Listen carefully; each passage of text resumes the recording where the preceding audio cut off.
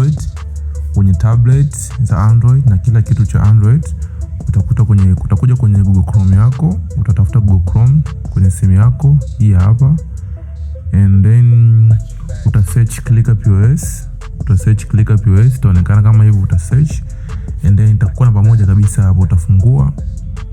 Baada ya kufungua itafunguka kama hivyo, kuna vidude vitatu hapa juu, utabonyeza hivi vitatu vya kwenye browser hapa, utavibonyeza.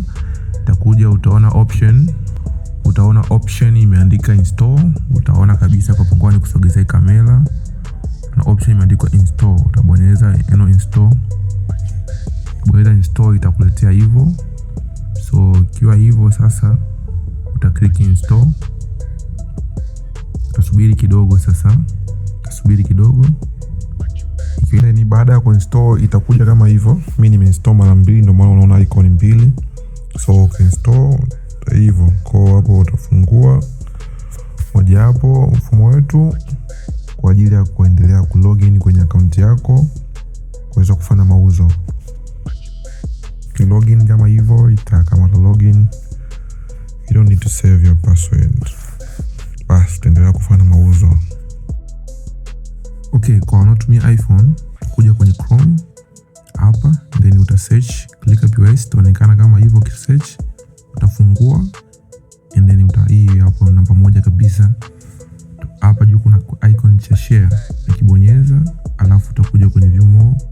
Hapo utaangalia sehemu pameandikwa add to home screen, utabonyeza add to home screen. Ukiadd automatically itakuwa imeonekana hapo.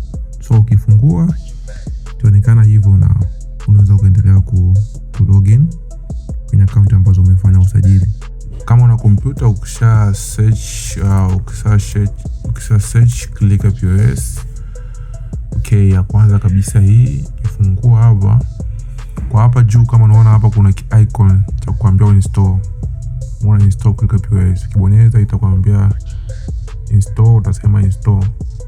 So after that itafunguka direct hivyo kwenye application yake, kwenye software yake. So next time kwenye search, ukija hapo unaweza ukasearch tu ClickerPOS kama hivyo, ikafunguka. Yep.